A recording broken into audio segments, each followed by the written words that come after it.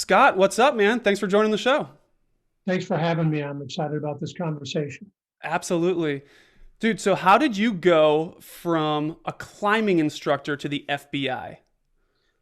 Yeah, so it's a funny thing about life, from the inside looking out, your own life looks pretty ordinary.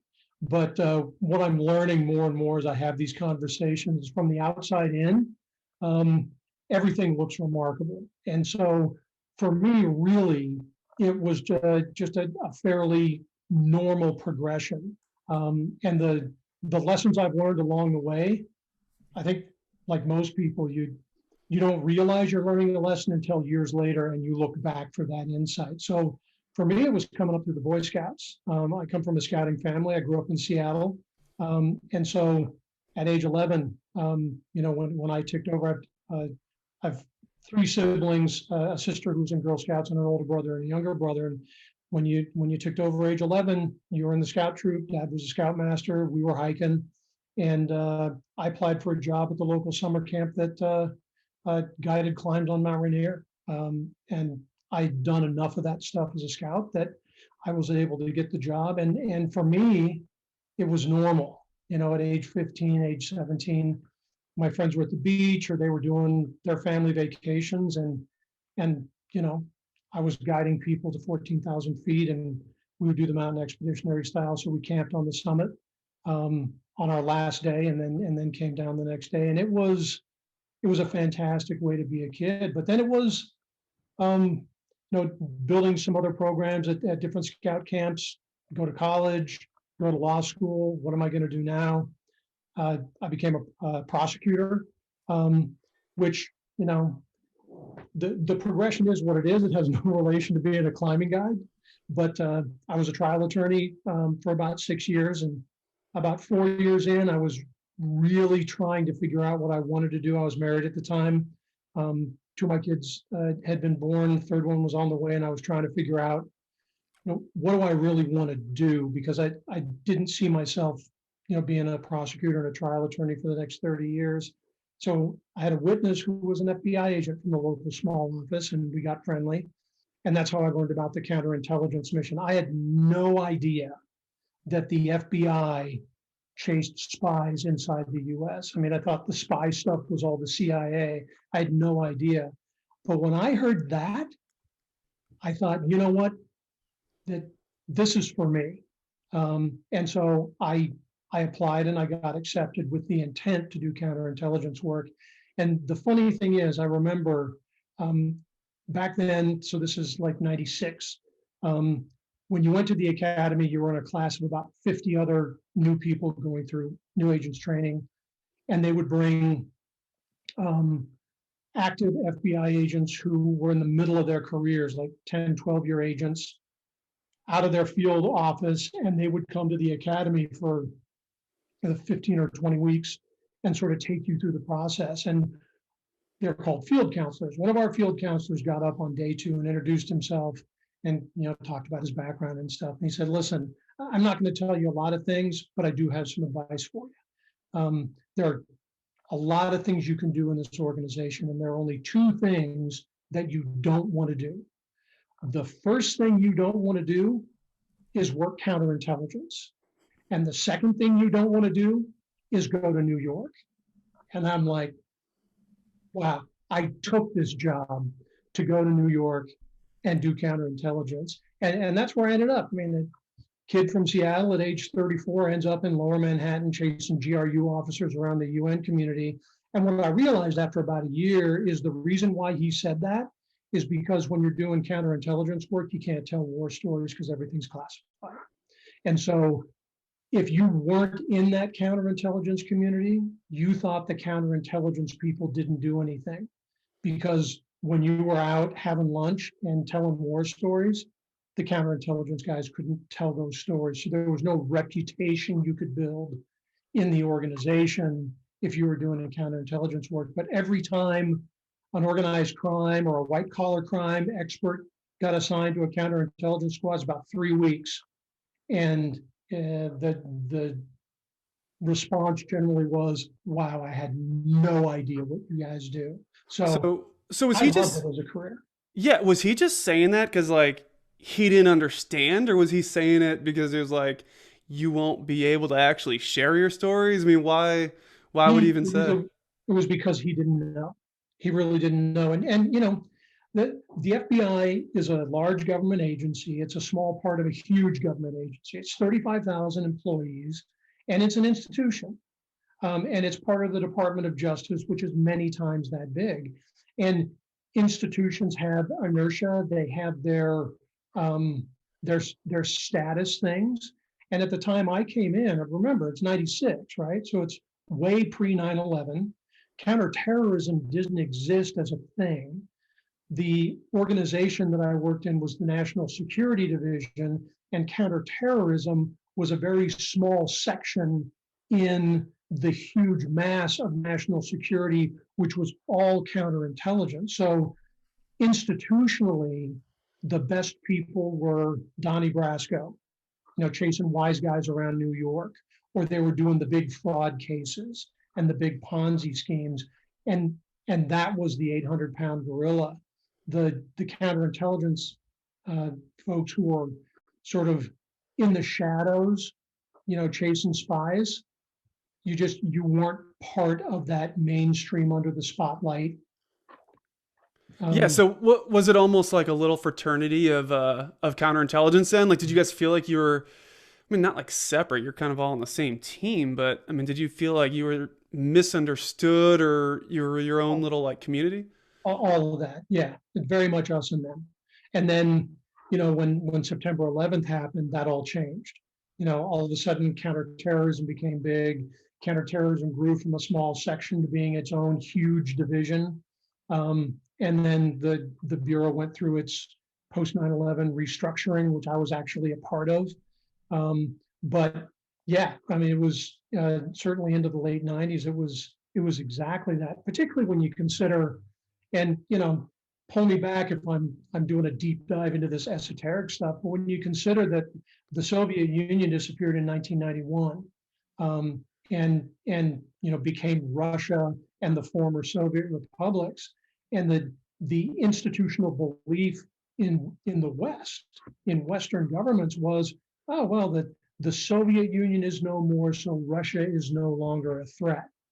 And so this counterintelligence infrastructure, which was fighting the Soviets and wasn't particularly well understood by people outside of it, was now on the chopping block for budget cuts. It was, well, there's no Soviet Union, there's no threat. So we're gonna remove your staffing levels, and we're gonna cut you down. And what's interesting is from 91 to 93, the number of people working counterintelligence in the Bureau was cut in half. By 93, there were more Russian intelligence officers in the United States than there had been Soviet intelligence officers in 1991. So we cut and they plussed up. And Yeah, then I was gonna ask 20, that because I was like 93. I mean, you think about that, and honestly, when you think about the context of American history, specifically with the Cold War, it's actually kind of crazy to think that like only back in the early '90s it was still going on. But there was a perception, yeah, well, the Soviet Union's done, so we don't need it. I mean, on the inside, that was that the case, or were you guys like, what are we doing? This is still going on. yeah, and that's the argument, and it's always the budget argument, right? It's, well, the budget people generally, and I'm painting with a real broad brush here, but the budget people generally would say, well, we won, so we don't need to spend all this money on counterintelligence. And our reply was, no, we haven't lost, but just they've changed their labels. It's no longer the KGB, it's the SVR. It's still the GRU, the Russian military apparatus. Um, yeah, we still have a problem here. And so counterintelligence went through a struggle in the early '90s to retain its budget, and then another struggle in that 2001 to 2004 time period, when all of a sudden, the coffers opened up, but all the money went to counterterrorism. and not to counterintelligence. But that's, you learn, and I'm going to sound like an old guy now, right? You learn that that things progress in cycles, and so it's not great today, but tomorrow it'll come back around, and so you just have to keep your eye on what the facts are and make the case. And sometimes you get what you want, and sometimes you don't, and you need to be a grown up and just keep pushing. Um, Yeah. So I would imagine, and I don't know if I'm the only one that doesn't even think about this, but to me, you think about the FBI, you just think DC.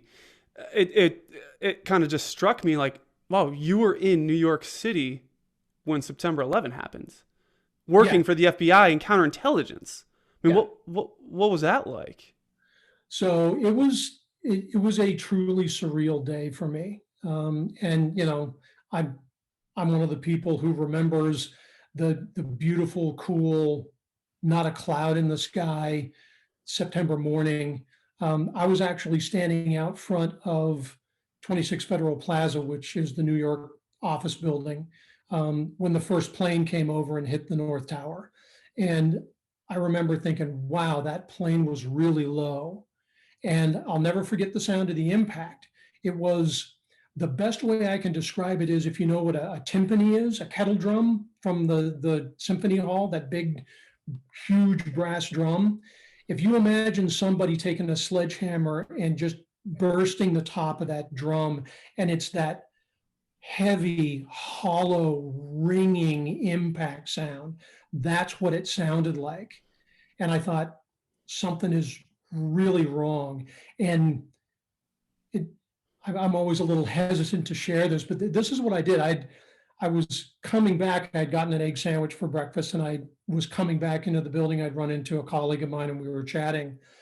And I thought, you know what, I got to go in. So she went off to do what she was doing, and I went in to see what was going on the 25th floor of 26 Federal Plaza. And if you go to the back corner of that building, you can look straight at the World Trade Centers. But the first thing I did was I sat down and I ate my egg sandwich. And my thinking was, something bad has happened. And if I don't eat this now, I'm probably not going to eat for the rest of the day. And if I don't have something in my stomach, I'm going to be worthless.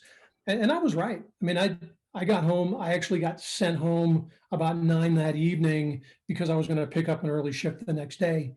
And from the time I ate my egg sandwich to the time I got home, I hadn't had time to eat anything. So I went to the back of the building and just saw this gaping hole in the North Tower.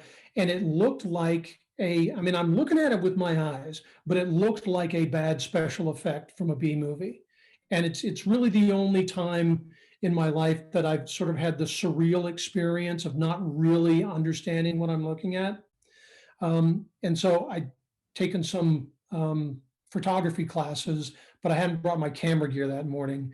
So I went down to the photo lab and drew a camera and a couple rolls of film. I went over to Chatham Square, which is sort of northeast, away from the World Trade Center, to get my raid jacket and some of my gear. And while I was there, that's when the second plane hit the South Tower. And as I was walking back down into the World Trade Center site, taking some pictures to see what was going on, I ran into some other colleagues, and we sort of formed up in front of the Federal Post Office, which is just a half a block north of Church and Vesey, about a block and a half away of that whole World Trade Center site. And I was standing on the sidewalk in front of the Federal Post Office when the South Tower collapsed. So I was one of the people that was sort of running north out of that cloud. And then the rest of the day was, directing traffic, helping people get to ambulances. Later in the afternoon, we were starting to set up our command post. Later in the afternoon, I came back down to get my car, and number 7 World Trade Center was on fire. And this is a 45-story building that covers a quarter of the block, and there was fire coming out of every single window. It was just, yeah. And I remember thinking, after both towers were down, I called my parents in Seattle just to let them know that I was alive. And I remember telling them 30 or 40,000 people must have died. I can't imagine tens of thousands of people didn't get killed. And so I was surprised when the number, the 3,000 plus number came. Those huge buildings down into a pile of rubble. Yeah. Um, it was, yeah, it was crazy. Yeah, that's one of those experiences that anyone, older than 20 years old, or probably 25, 30 years old at this point, Yeah, that could remember it. It's going to be ingrained in everyone's psyche, at least in the United States, for a long time, and probably worldwide for a lot of people. And sure. yeah, I remember, I was in college at the time, and it was that morning, and we all just were stuck to the TV. And there's, I'm in upstate New York, and there was a lot Where'd of you go kids to in our college? school. We're in Rochester, Oh, so okay. it's five Yeah, hours. yeah, But I had a lot of kids in our school that had family and were from the city, and it yeah, was pandemonium, and no one knew what was going on. And that's crazy. I can't imagine being, I guess, on the inside of government intelligence, and I guess not only understanding what people were capable of, but that things like this were happening, could happen, and then having to wrap your head not just around like, well, there's going to be a lot of cleanup and support and like emergency help right now, but I'm sure you guys were tasked immediately with having to do counterintelligence and try to figure out what's going on, what's coming up, how do we continue to protect the entire country? yeah. And it was a very interesting dichotomy because the instinct is to go to the X, right? That's the phrase. You go to the X, you go where the incident is. And so in New York, we named the case, we started doing evidence collection and processing and all that stuff. But we very quickly realized, and this really I think has not been widely published, but the incident happened there. And so there was, body recovery and a lot of pain and a lot of infrastructure that needed to be replaced. But there was really no investigation that needed to be done at ground zero because none of the behavior that led to the planes running into the building had happened in New York. It had happened in Boston where they got on the planes. It had happened overseas where they had done the planning. Um, and and so there were other field offices that really had a piece of the investigation itself. And in New York, my posting after about a week and a half was actually in the command post on what they call the dispositions desk. So I was reading all of the reporting that was coming in just to make sure that it was administratively sufficient. So I sort of saw a lot of it. And most of the reporting that came out of New York was, yeah, I heard a plane fly over and I heard a big boom and, thousands and thousands of reports like that. But that doesn't really tell you who Muhammad Atta was. And it doesn't, tell you who Osama bin Laden was. And it doesn't tell you how Al Qaeda functions. And so there's that sort of odd dichotomy that where the pain isn't where um, the harm is, if you will. It's funny, and I don't know how I remember this, but there's an old proverb that comes out of an African tradition, and it says, "Look not where you fell, but where you slipped." And it's like one of those forehead smacking, yeah, you know, but don't look at the curb you banged your hip on. Look at the banana peel. It's that sort of thing. Yeah, yeah. Well, look, in a way, I, I mean, you're fortunate that you could focus on the stuff that was going on in New York, right? Because if you were tasked with this incredible counterintelligence uh, uh, activity at that time, then you wouldn't be able to focus on the other important aspects, which was the emergency response. It was the dispositions desk. It was the stuff that needed to be done, and it needed to be done by somebody who Yeah, was capable of doing it. And in New York, if your entire team in New York was tasked with also doing all the counterintelligence work that had to do with the event itself, then yeah, you're right. It would have been even that much more, I guess, overwhelming, I would imagine. So it's probably, fortunate in a way that your other offices in Boston and DC, I would imagine, with the Pentagon and everything, also had to pick up the slack and do a lot, and not pick up the slack, but were, I guess, Right told that there. they had more I to mean, do. yeah, I mean, the Bureau is organized in the US and around the world so that we already have people located everywhere so that the work can be done without having to dispatch people. And so they were, in Boston, they were pursuing all of the issues that needed to be pursued out of, how these guys got on airplanes at Logan Airport. But when you talk about the counterintelligence thing, and this is the way spy agencies work, right? It's actually a pretty great opportunity if you are a Russian or an Iranian or North Korean assigned to New York. The city's blown up. All of the law enforcement and safety organizations are focused on Lower Manhattan. It all of a sudden gets a lot easier for you to collect intelligence because everybody's looking at that tragedy. And so that's something that we had to deal with.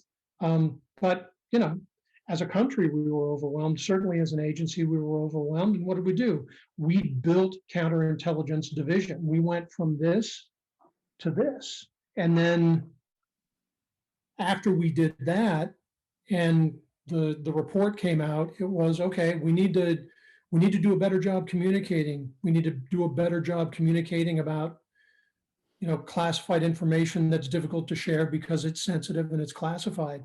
And that was the intelligence piece that I was involved in, part of the restructuring, which then led me to be promoted to assistant special agent in charge in the intelligence division in New York to help implement the stuff that we built during the restructuring in New York. And then that sort of set me up for my posting in Baghdad, which in 2013, I became the legal attaché in Baghdad. And so I went and lived in the Middle East for 20 months from 2013 to 2015. And that's when Al Qaeda in Iraq became ISIS. I was on the ground watching that. I was on the ground when the Jordanian pilot, Muath Kasazba, had a plane malfunction, or he was hit by a rocket and he had to eject, and ISIS found him on the ground and they murdered him in a brutal way. And just seeing how the Jordanian population responded to that and being able to compare it to how the US population in New York responded to 9/11, over the distance of 12 or 13 years was fascinating. And I think that's part of what has allowed me to sort of come back from the Middle East, finish out my career in the Bureau doing these HR projects, because it's all about people, right? And then as I'm launching into what really matters to me, which is high performance teams, it's all about people and how you respond to stress and how people function in consequential environments. And to circle back around to your initial question about trajectory, when the metaphor I like to use is when you're at the bottom of a mountain, you know where you're going up to the high point. And you may have a plan, but you don't really know how you're going to get there because a route might not go and you're going to have to change and do some decision making. But when you're at the summit, you can look back and go, oh yeah, I went that way and I went that other way. And of course we had to back off, and it's so obvious then. So when I look back, being in Iraq, living in Erbil and Amman and Riyadh and Doha, restructuring the Bureau, being present for 9/11, having been a criminal prosecutor and having been a climbing guide, it's all consequential environments. It's some boardrooms and some meetings, but it's all consequential environments that test a person's willingness to act. And all of a sudden, you get a very good understanding between what a person can do, what they're capable of, and what they actually will do in the event. Yeah, Uh, I love this. I love that metaphor. I think it's perfect. And I love the visualization of being on the top of the mountain. As you were describing it, I was picturing myself atop a mountain, clear day, looking down at the ground. And as you were describing it, I was saying, "Oh, yeah, okay, right there." And just pointing down, we moved there. We pivoted here, we climbed here, all those little things. And I love the concept of being able to stand and having this giant 30,000 foot view saying, looking down, this is what I did. Because you're right. And I know you had alluded to it early on, saying you don't necessarily know how to get up. You know you're going up, but you don't know the exact steps. You can have a plan. You should have a plan, but that plan is going to have to adapt. So let's unpack this a little bit. So right now, as a leadership consultant, you own a company developing leaders. You actually said that your goal and your purpose is creating high performance teams, which I absolutely love. So on top of the mountain right now, Scott Olson looking down on his life, looking down on, let's call the base back in Seattle as a climbing instructor, even, going through 9/11 as an early FBI agent. What points are you looking at saying, these are the main principles, these are the main points of the mountain where I had to make a change, where I defined this purpose, this track, this trajectory to get to the top? What are some of those points and what are yeah. they? So this is where hindsight is useful. Um, and, you know, people often talk about, hindsight being 2020 to make the point of, when you look back, you shouldn't look back and regret. And I agree with that, but I don't think it goes far enough, because when you're, just as I'm listening to you describe what it's like to be on that metaphorical mountain and look back, it's the juxtapose between looking back and going, yeah, when we got here, we made this decision and not that one, and understanding that the way you felt when you were making that decision was very different from the way you feel now looking at that perspective. And so the key, I think, to developing people, one of the keys to unlocking potential in other people, is to help them understand not that they need to get there and use hindsight, but to take that insight of when you're in the moment and you're making this decision, you're going to have that insight. So eventually, so trust your instincts. If you think it goes left, go left. If you can articulate why, that's great. But if you can't articulate and you don't know what to do, I think it's really important to trust your gut. Because the worst thing that you can do is do nothing. Is to say, well, I'm not sure which way it'll go, so let's explore some more. Let's collect more data. Sometimes you can afford to, but you can scatter out for 4 days and now you're out of food, so you got to go down. And so it's not taking a risk if you're managing the risk. So that's sort of the meta approach. But really, what I look at in terms of sort of the pure leadership thing, you have to, I think, start with where does leadership begin? Where does it really begin? Because if you don't understand where it begins, I don't think you can understand what it is. And some people will say, well, leadership begins the first time you're promoted. I mean, first time you're the hike leader, first time you're, the manager of the sales team. And that's true. But then people across the table are going to say, well, lead from where you stand. You don't have to have a title to be a leadership. You can lead even though you're not in charge of stuff. And that's true too. But what's the unified truth?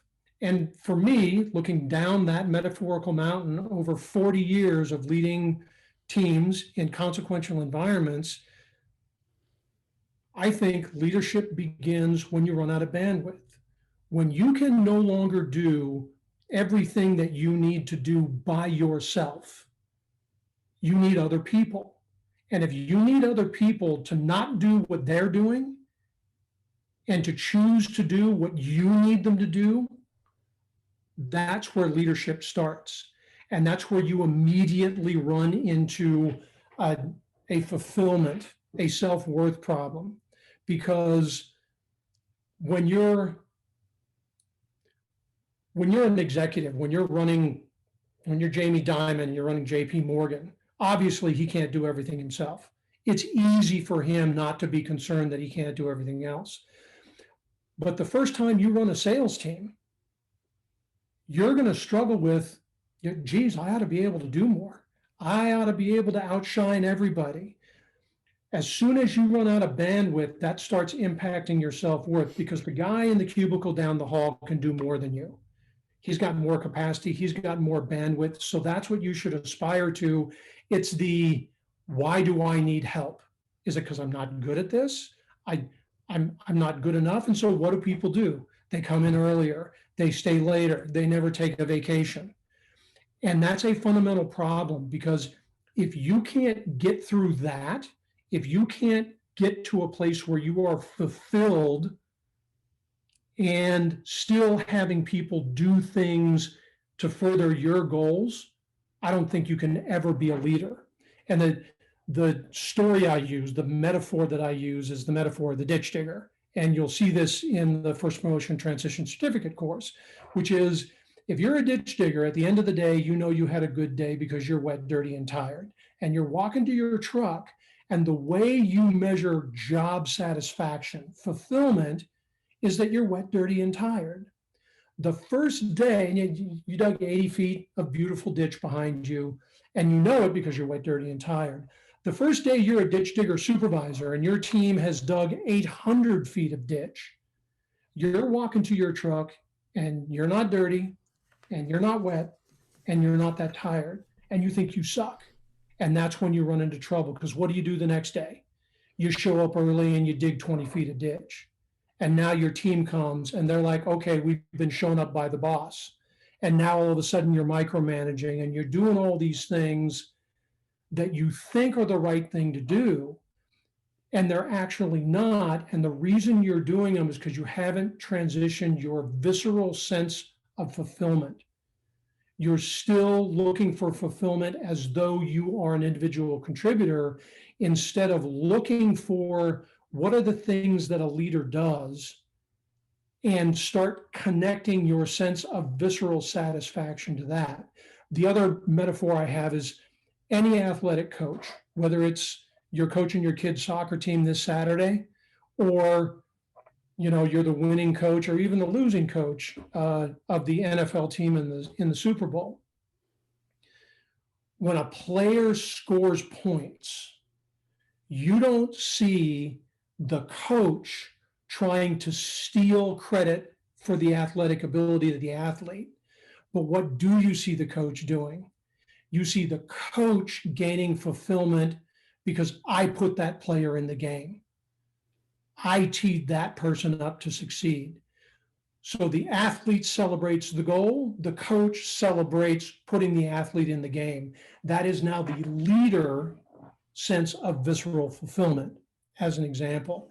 And so the reason that the First Promotion Transition Certificate course is so important, and the reason our hashtag is do this first, is there's tons of great leadership training and advice out there.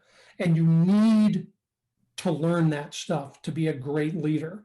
And there are a couple other things I think you need in order to be a great leader, but it's a lifelong process. But if you don't, early on in that process, transition your visceral sense of fulfillment from digging the ditch to putting the best ditch diggers on that ditch so they get it dug, and you feel good about having made that assignment, you will always struggle with leadership, because you're always going to be struggling with this sense of, I didn't do it, therefore I had to ask for help, therefore I suck. Yeah. And that's why it's important. Yeah. So you mentioned that the company that you founded and the course that you have is called First Promotion Transition Certificate course. And I'll leave a copy or a link to that in the show notes. And it's a leadership course that you've created based on your experience in the FBI as a climbing guide and just your overall work experience over 40 years on the job in numerous leadership capacities. So let's unpack some of these leadership principles. I love the hashtag do this first. And the first thing to do to become a leader is to put yourself in position to be a leader. So for those listeners that are just beginning their career, 18 to 30 years old, fresh out of school, fresh out of high school, fresh out of training in any sort of capacity, what does it take to put yourself in position to even be considered for a leadership role? Or if you're not trying to get a leadership role, to lead in your own life? Yeah. So I think I've got two, maybe three things. Um, the first thing is a soundbite that I wish could be repeated over and over and over. And it's simply this: people don't follow you because they like you. People do follow you because they know you like them. People don't follow you because they like you. They follow you because they know you like them. It's about how you feel about them that inspires a person, not how they feel about you. And I can't tell you how many times, particularly in the Bureau, you'd have these grizzled senior veteran agents, 25-year person who had a new supervisor who was a 10-year person. And the senior guy would grouse and grouse and grouse about how this young kid doesn't know anything, and then would go and do anything that that kid asked him to do. And it took me a long time to understand that the senior agents who groused and then did what they were asked to do did it not because they liked the boss, but because the boss liked them, and the boss respected them, and the boss appreciated them. And so what you'll learn in the first promotion transition course is it's a 10-week course with 10 concepts, and that you do one a week with an implementation exercise that helps you grind through. The first 5 weeks get you through this transition, and then the next 5 are the refinements. But that is the easy soundbite key. So that's one. People follow you not because they like you, but because you like them. The other thing that is critical and is really frustrating in the leadership industry now is that leadership is not inward looking. Leadership is outward looking. It's about them. You are not going to willingly choose what I need you to do if I'm focusing on, I'm a servant leader, I'm an influence leader, I'm an inspirational leader, I am this great kind of leader, and since I'm a great leader, I can do these things and you'll follow me. You really don't give a crap what kind of leader I am. You care about whether you think I like you and I respect you and I appreciate you. So for me as the leader, and this is the juxtapose, right? This is looking down the mountain versus looking up the mountain. As I'm the leader, I'm now looking up the mountain. So what do I need to do to be a good leader? Self-reflection is great. Understanding yourself is great. Figuring out your why is really important. And those are all really important things for personal development. But they're not a good foundation for leadership, because leadership is outward facing. So what I look for in a potential leader is fascination. Introspection is inward facing. Fascination is outward facing. When's the last time you were fascinated with something? You were fascinated with one of those little freaking puzzles, or with a girl that you wanted to date, or with whatever it is. You focused on that thing and you picked it apart and you didn't stop until you understood it. Great leaders are fascinated with two things. Great leaders are fascinated with people, and they're fascinated with the work being done. If you are fascinated with people and with the work that those people are doing, all of the rest of all the leadership advice you can find anywhere falls into place. Because what are they saying?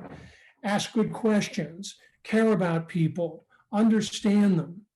If I'm fascinated by you, I'm going to keep picking until I unpack you and I understand who and what you are.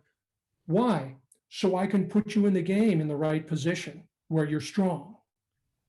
What happens to you when I'm your boss and I put you in the game in the place where you are absolutely strong? You may not like me because I have an abrasive personality, but you are going to play hard in that position because you like what I did to you. So fascination is really key. And again, the great thing about first promotion transition, and the reason people need to do this first, is because it's steps that get you there. And it gets you to what I think are the four behaviors that leaders need to do. You need to express gratitude, acknowledge skill, put people where they're strong, and accept responsibility for the outcomes. And you will learn in depth how to do that in first promotion transition. And by the time you get to the end of first promotion transition, it'll be a mantra, you'll understand it. The hardest thing is for people who don't have fascination to find fascination. Yeah, so I was going to ask because, you described the fact that it's like this underlying principle that you have to have. It's one of the first things you look for when you're looking for a leader. But then you also say, like, through the program, through the certificate course, you can achieve these other principles. So can you teach fascination, or is that something that people just have or they don't have? So it's the difference between strategy and tactics, right? And it's, can you learn leadership, or is leadership instinctive? And I think it's both. Um, it's like learning how to paint. In order to learn how to paint, you have to be able to see light and color. If you don't see light and color, you can struggle to learn how to paint, but you're never going to be a brilliant painter. If you look at light and color, if you look at a flat surface and brushes just make sense to you, it's going to take work to do a masterpiece, but you can do it. Fascination is seeing light and color. And I see this a lot, particularly in the IT world. You have brilliant people who found software companies and all they want to do is keep writing code and they don't want to deal with people. And that's okay. All it means is that you're not going to be a leader. You're going to be a brilliant coder. You're going to have the answer to all those problems. You probably have a remarkable bandwidth and you can get a lot of stuff done, but you don't want any help. And that means that you're not going to be a great leader. And here's the tragedy, right? The tragedy is you don't have to be a great leader to be successful. There are plenty of great companies out there that are making profits and doing just fine, and their leadership is terrible, and their people, come in and quit, come in and quit, come in and quit, and the boss can't figure it out. And it's because they don't think that they should have to care about people. I'm paying you a paycheck, so you should do what I say. Why? Fundamentally, my experience has led me to fascination. You need to be fascinated with other people in order to be able to do the work to unpack them, to create an environment around them where they actually willingly choose to do what you want them to do instead of what they want to do. And there's a fundamental difference between forcing somebody and letting them choose. And leadership is when you let them choose. Yeah, so I don't want to call you out on this, but I'm gonna. So I want to say Love this. I hope I'm right on this, and I'm gonna have to look it up afterwards and verify. I want to say that Warren Buffett said that the only thing that matters for a successful company, successful might not be the right word, it's probably profitable when he's thinking of investing in it, is the fundamentals and the leader. Like the sole leader, whoever's in charge, CEO. Mm-hmm. And so long as the fundamentals are right and the leader is strong, he will invest in that company. I hope it's Warren Buffett. So if he's saying that that is the way to be successful, it's interesting that you said, well, you don't have to be a good leader or have a good leader to have success. But then you're also saying that there are all these really important aspects of leadership towards the team. So I'm just asking you to rethink that comment and say, well, can a Well, team or can a company be successful without a good leader? yeah, so I'm going to sharpshoot you a little bit. I'm Sure. going to sharpshoot a little bit, and I can't remember if it was Warren Buffett. It sounds like something that Warren Buffett or Charlie Munger would say, um, and he's right, because if you're the investor, you want a a product that makes money, whatever that product is, and you want a leadership team that is going to be great so that that product and that company is as successful as it can possibly be. You look at Shark Tank, for example. There are tons of people out there who have a great idea that just aren't going to sell. Just because you have a great idea doesn't mean it's going to sell. And I hate that, but it's true. My point is, let's look at all the companies that Charlie Munger and Warren Buffett wouldn't invest in. Let's look at all the companies that they say no to. And they really say no to most companies. Do all those companies go bankrupt in 2 years? No, they don't get Warren Buffett's money, and they stay in business. So it depends on how you define success. I don't define success as tapping into 100% of your potential. I'm defining success as you're staying in business. You're good enough, but you're not great. And that's the tragedy of leadership, is that there are tons and tons and tons of companies out there that won't see a dime of Berkshire Hathaway money, that are going to be in business for decades and decades and decades, and they're going to make money. And most of them aren't going to go out of business until they're sold. And they have average to crappy leadership. That's just what I see. And it doesn't have to be that way. And I'm on a mission to solve that. And my mission is very simple. Let's take frustration and replace it with fulfillment. When you're first learning to be a leader, when you are trying to figure out how to get help and you're struggling with sometimes the embarrassment that you need help, what's the road? And the road that I offer is fulfillment. I think everybody can be fulfilled. You don't have to be a servant, and you don't have to be a jerk in order to be a great leader. You can be fulfilled as a great leader because you're doing right by everybody and you're putting them where they're strong. And it's okay to feel good about that. It's okay to feel fulfilled. And what really concerns me these days is, if you're not a servant leader, then you're a jerk. And my answer is no, no, no. Being a leader is awesome.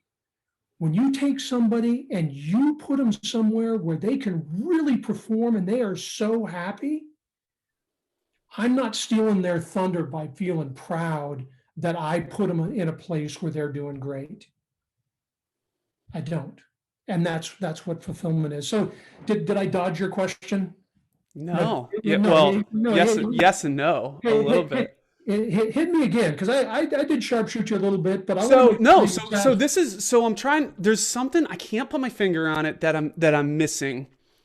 But one of the things that keeps coming into my mind right now is this concept that I feel like you're kind of describing as leadership being a scalability issue, which I think goes to the bandwidth, right? Like you say, okay, well, you become a leader when you no longer have the bandwidth to do everything that you need to do. Therefore, now you're having to scale from an individual, from a sole individual purpose to right away two people, right? So you get an assistant, you get someone that could come in and help you scale from 100% of your bandwidth to 100% of your bandwidth plus now the bandwidth of someone else, right? So you're scaling from this baseline. And as you grow in leadership, you are then increasing that overall bandwidth from your own to your company's or your team's bandwidth. And the one thing that I feel like is missing, and I could be wrong and maybe we just haven't talked about it yet, is that I believe that you should strive to have the largest bandwidth you can. And I think when you're looking at like entrepreneurs, or as you are looking at leaders probably within your own company, when you're looking for someone that has that fascination, I think they also have this desire to further your mission and increase that bandwidth to infinity, right? And I think where we're both agreeing is that a leader is the next step in that accountability of increasing your bandwidth and scaling that business and increasing that purpose and just making it as large as possible. And I'd be interested to kind of get your perspective on that, because then what we're saying, and I think agreeing on, is that leadership is the most important aspect of fulfilling your purpose and increasing the reach of your company, or your own mission. And that's exactly right. But there's a critical question that you need to ask, and that is, when that leader that you described that's scaling up this business, when they show up for work, what does that person do? So if you make ceramic pottery, and you, like a lot of companies, grassroots startup, it's a hobby, and you're throwing pots on the wheel in your basement, and then your neighbor likes it, so you sell them one, and then they want some for Christmas, and you're making more. And now all of a sudden, you build a little studio in your backyard, and you quit your day job, and you're making pots, and you're making pots. Now what happens when you have so many orders that you can't make pots? There's one of two things that you can do.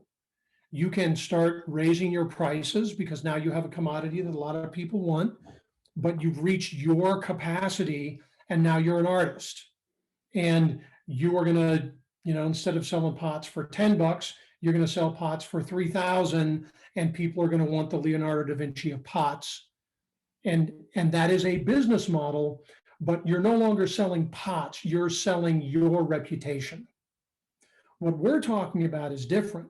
We're talking about getting the neighbor kid in to mix the clay for you. So now, instead of mixing the clay and throwing pots and selling them, you're just doing the skill work. You got someone to come in and do the clay. You got someone to run the cash register. So you're no longer doing everything. You're doing some of it, but you're no longer doing everything.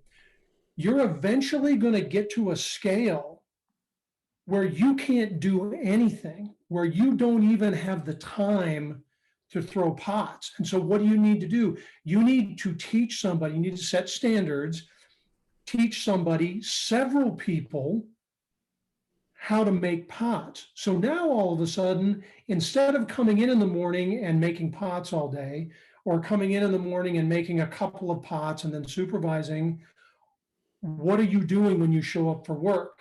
You're making sure that the cash register guy isn't hungover. You're making sure that they're following the recipe for the clay. You're making sure that the pots are being turned out to standard.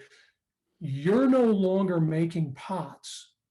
You're no longer a pot maker. You are running a pot making company. You're no longer doing the work. And that's the struggle. If you felt visceral satisfaction because you love the clay in your hands and you love making pots, most people, when they're scaling a company, struggle with self-worth. And how many times have you heard this? Well, I don't get to do the fun work anymore. I sit behind a desk now. I don't get to do what I love. And it's particularly difficult for the grassroots entrepreneur, because you started this company because you love making pots, not because you like looking at balance sheets. So how do you find visceral satisfaction? Well, it starts with understanding that you need to transition your visceral satisfaction, and you need to examine, can I feel good? And then, do I feel good When I teach another person how to make the perfect pot, they're happy because they made the perfect pot. I'm happy because I found a great artisan and I've made them better than they otherwise would be. So now my visceral satisfaction isn't here's a pot that I made. My visceral satisfaction is here's a person I made. That is a different type of visceral satisfaction. But I think you need to intentionally change that sense of visceral satisfaction.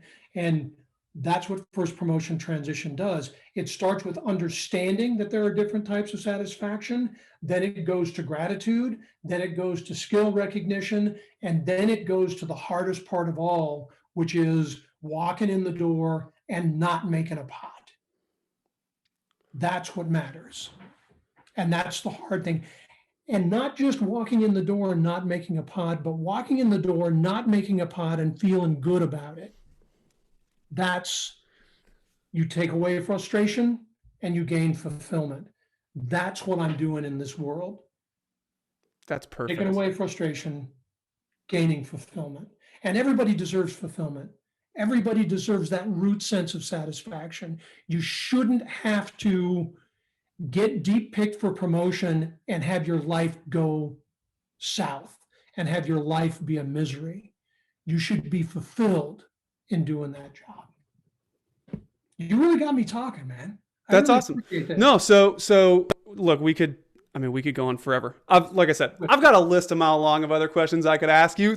I really wanted to get into a bunch of stuff. I'm gonna have you back on and talk about some more stuff. Like I was gonna ask you, I really wanted to know about school security. You're into a bunch of stuff, but your intelligence background and everything.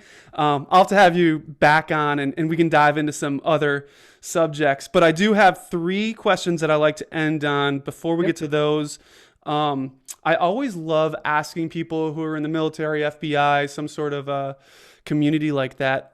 What's your everyday carry? What do you carry with you right now? Because you are into security and personal security and business security.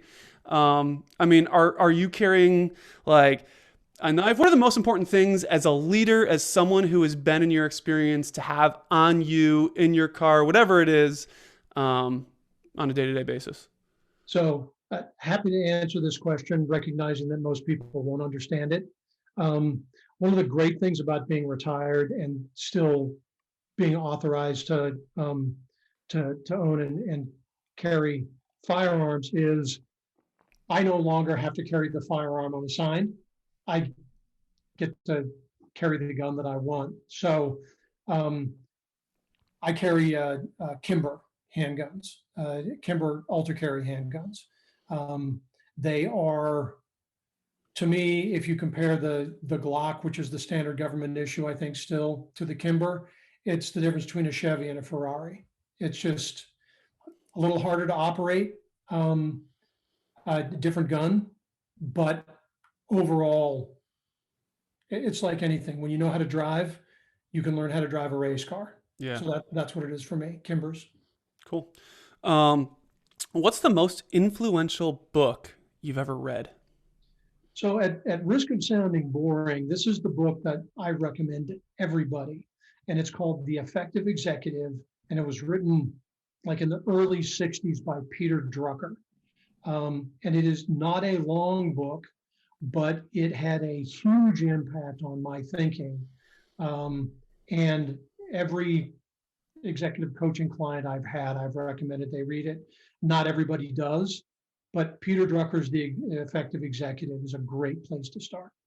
Yeah, that's one of those, MBA grad school first semester books.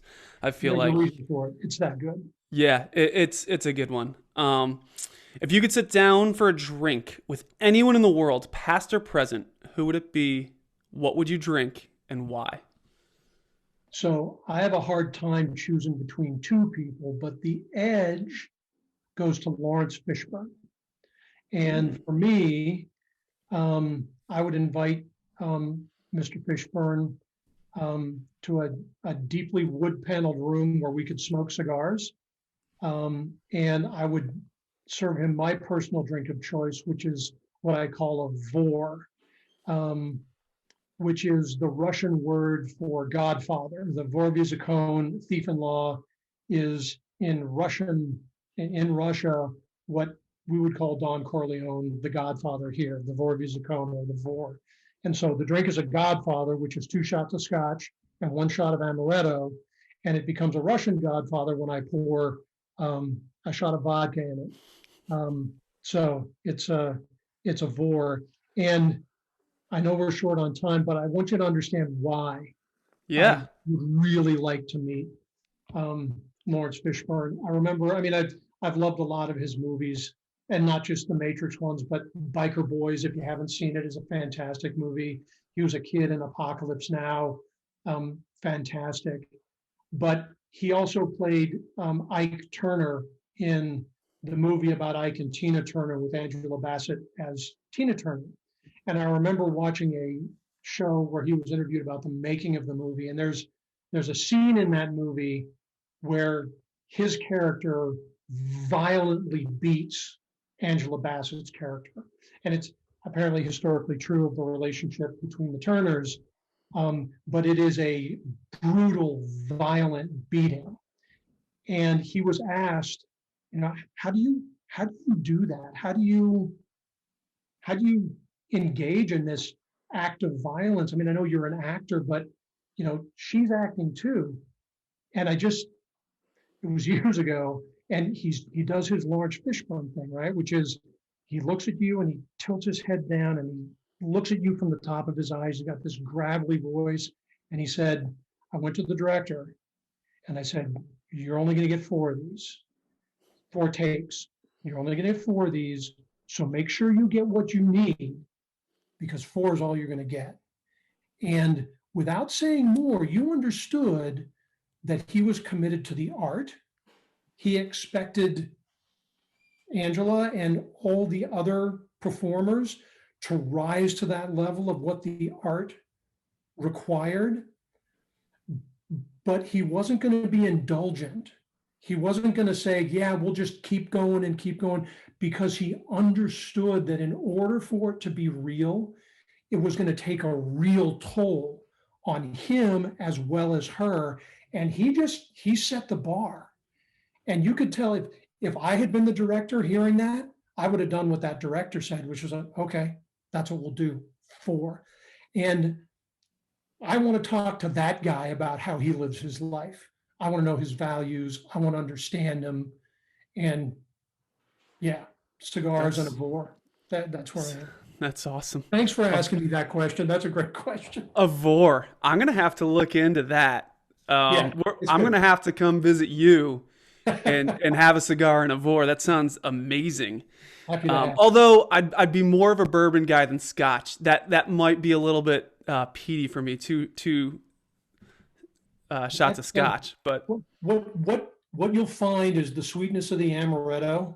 It cuts it out the sharpness. Okay, and that's why it's one of those classic drinks. But listen, glass of bourbon and a cigar, you're welcome at the campfire. Okay, perfect. Well, I'm glad we're on board.